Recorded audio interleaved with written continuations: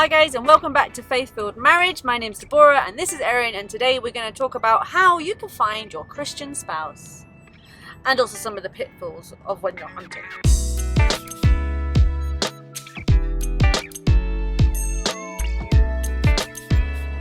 Make God the priority in your life, not your Christian spouse. Because if you put God first, He will do what He's supposed to do at His discretion and do the things as He sees fit. What do you think? Yeah, I mean, like the scriptures literally say, seek ye first the kingdom of God and His righteousness, and all the things shall be added unto you. It doesn't say, seek first your spouse and all the other things. You'll be blessed because you have a spouse. No, like the actual, you're supposed to put God and His work and His kingdom before anything else.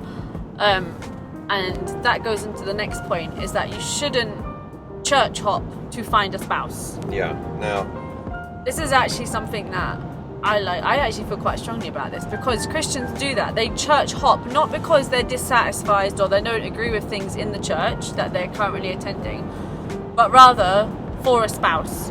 And I can understand it in a way that, like, okay, maybe there's not necessarily someone eligible in the church that you're in or something like that. But if you're church hopping, like if you're leaving the attendance of one church to join another church for the purpose of finding a spouse, that's not why you should be leaving a church. in a way, it kind of feels like you're robbing the church that you're leaving of your presence, and that means your service in the church itself, or your support of the church. By people get to know you and expect you to be there, and that is, as a church leadership type person, to have people go missing is terrible. Honestly, truly, it feels terrible. Now, we're not saying don't visit other churches and like that kind of thing, because if there's no one necessarily in your church that is eligible or something like that, then yeah, okay, we get it, right? But to leave a church to find somebody is way different from maybe visiting another church. A lot of churches these days have multiple services. Yeah.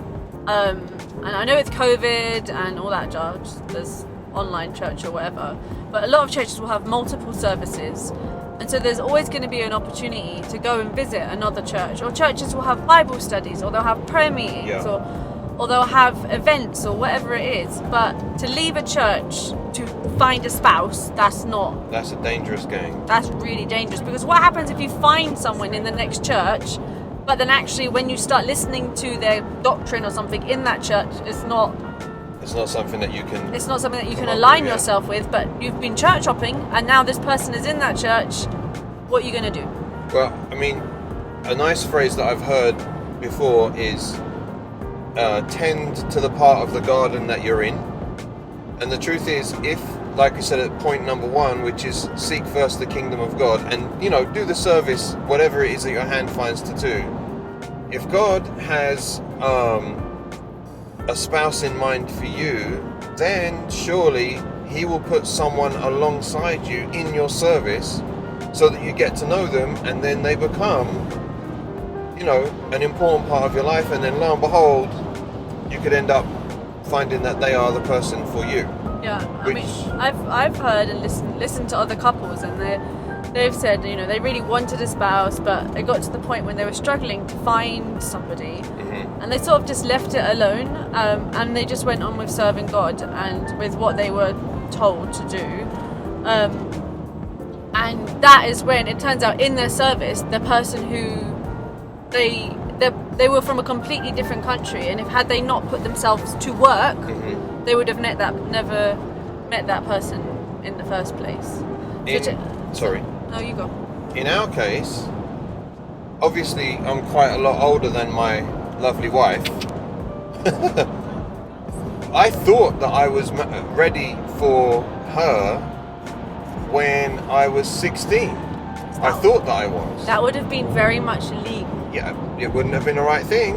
So it was about 8.5 years later is when Deborah actually was on my radar. But the truth is, I knew you for a long time, and then before we even started going together at all, I think you were back in the church about 3 or 4 years. Something. And it was a complete surprise to me that you were completely not on my radar, not at all. And then suddenly, pop. No. That was pretty amazing, actually. But I think like that's another point, is that you may be ready for your spouse, but it doesn't necessarily mean that they're ready for you. Yeah. Like yeah, if we had got together, okay, so you weren't 16, if you dated like, okay, 4 more years, or when you're like 21 or whatever, it still would have been not right. It would have been not right. It would have been illegal, actually, in this country. Most countries? What countries would it not be illegal in? No, some countries, they have dodgy laws. Oh my days. Okay, or they have no law. Okay. But yeah, it would have been actually illegal, like law-wise, but also would have been morally wrong. Yeah. So yeah, just because you're ready for your spouse does not mean that necessarily they are ready for you. Yeah. So that's something to think about as well. And the other thing that comes in mind is, who is actually in front of you? Who have you friend zoned?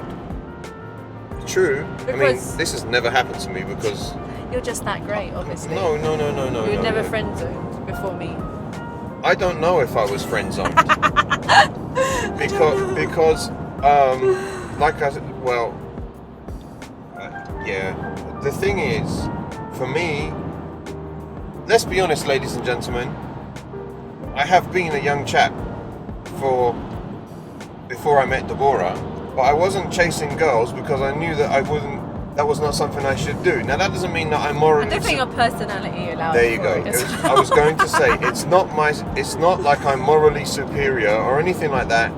I know that I would have been rubbish at it. That's one thing, but also I don't know how at all. So I had to. And probably in that part of my life, I would have been lackadaisical. You know, I was concentrating on other things because they were easy to concentrate on, like my work. And then when God saw fit, he put Deborah in front of me. That's what happened. So I don't know if I was ever friend zoned. I might have been, and there might have been a few people that even liked me. I don't know. I don't mind if you're a friend zoned before me. It works for me. Well, it works out. But like, God could have put someone in front of you, and then you're just like, actually no, you've just friend zoned them. So maybe that's something to think about. I'm not saying that's like, sometimes people need to be friend zoned. Yeah. Well, speaking of friend zone, then, Christian dating apps. What's the friend zone got to do with Christian dating apps? There are some people that you should not be going out with, right? And you've met them on the app or whatever. I'm not saying I'm against Christian dating apps. I am not saying that. But I think more important than that, find some friends. You know, do things as a group. Because if you can be friends with people first, that's ideal. Yeah, I think that's something that comes to mind actually, is like, Lord, I want a spouse, but you never talk to the person of the opposite sex. Yeah. Lord, I need a husband, but how many boys do you actually know who are your mates with? Lord, I need a wife, but you don't talk to any girls in your church.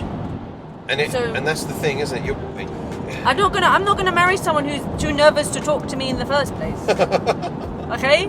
Hello, I want to be married to you. I want to consummate my marriage, but you're not going to say hello to me after church. You're going to wave at me awkwardly from across the room.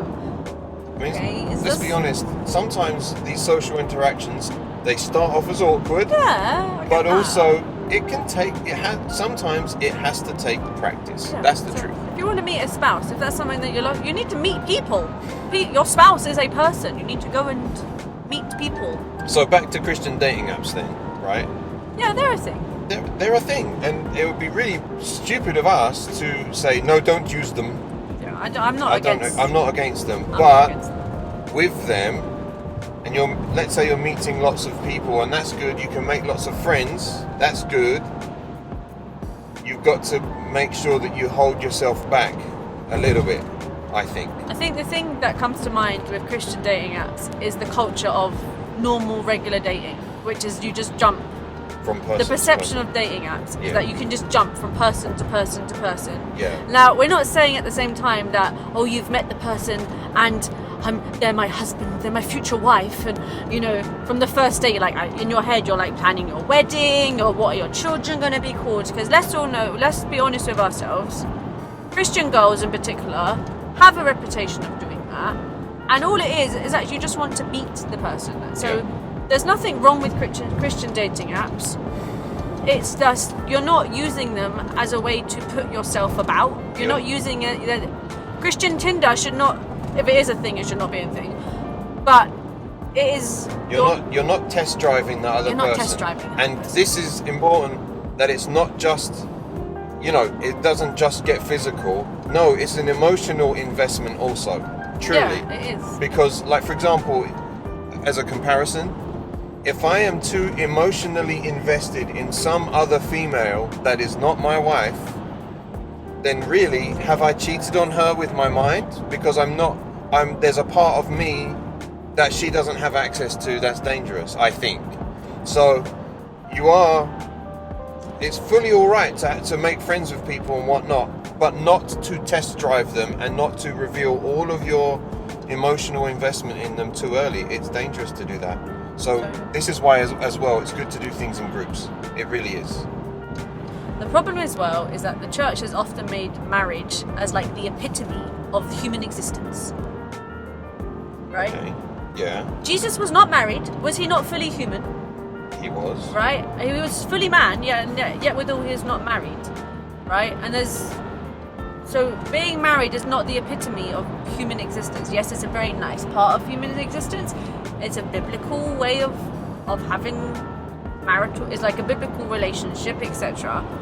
But because the church has put such a heavy thing on marriage, it's now, marriage has become, if you're a married person, you're more of a woman or you're more of a man. Yeah, marriage should not complete you. Marriage does not complete. Because the husband or wife, you're supposed to help each other, which is why in service, if you're doing service, and that person can come alongside you and work in service together, wonderful. Because literally, you're supposed to help one another as husband and wife. Yeah, and having the thought that like you're not a full man or a full woman until you're married, that's just not. Does that mean Jesus was not a full man? Well, that's not logical, is it? It literally would not be biblical to have that perspective. So, and it is seek ye first the kingdom of God. God is supposed to have the top part. Like, in that film, what is it, Jerry Maguire? And he's like, you complete me. No! This is a problem, okay? Your spouse should not complete you. They are a part of your life. Yeah. But God is the one who is supposed to have the priority. He is supposed to be on the throne room. He is supposed to, in all your ways acknowledge him and he will direct your path. That's right. If it's not in all your ways acknowledge your husband, in all your ways acknowledge your wife. It's in all your ways acknowledge God and he will direct your path. So. And the truth is, if you are meant to be married, we know some people who have, this can sound a bit negative, but maybe some people aren't supposed to be married. It happens. But didn't Paul talk about people who aren't married, you got it easier? Because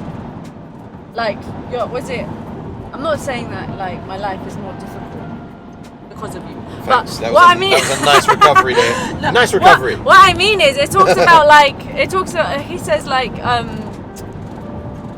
Well, he says on one place he says that having a wife is a great thing and it's a great gift of some kind. I can't remember the exact phrases, but he also did say having a husband or wife is like having not being trapped, but you're stuck with them. I'm not sure how he said it, so we have to be careful with this. But basically, he said both things. It's a wonderful thing to have a husband or wife, of course, but it also can mean that in certain things you are bound to them, so therefore you have a degree of limiting. And so, if you're looking for a spouse, or you're thinking if we could watch this thing, if you're watching this video because you want to know how to find a Christian spouse, I think enjoy your single time. Enjoy it. It's not endure it. It's not endure it. It's enjoy it. Because that's not enjoy your single time so you can play the field. None of that. It's not so you can play the field. No. But rather, you are at liberty to do stuff. You can serve God in different ways than a married person can. Yeah. And so now some of these things, they can sound like a cop-out, right? Oh, well, have faith in God and you might, this is what, enjoy your single life. But there are some things when it is what it is. And we need to develop patience. Yeah. I mean, at the time, I was lonely. And I did long for Deborah. I didn't know that it was her, but I didn't know how to act upon my loneliness. And at the time, this shows my age a tiny bit, the internet was not as mature as it is now. And Christian dating sites were probably not even a thing, but even if they were, I didn't know it. Did apps even exist? Pardon? Did apps even exist? No, they didn't. Not. Yes, on the computer. No, there wasn't any phone that could do an app. You know, but that's a good thing for me, because maybe in my personality I needed the way that it did work out. Maybe that was the right way for me. So I probably inadvertently left it in God's hands, and He sorted it out. And thankfully, what His decision was obviously the right decision, because she's great. And we got cool kids as well.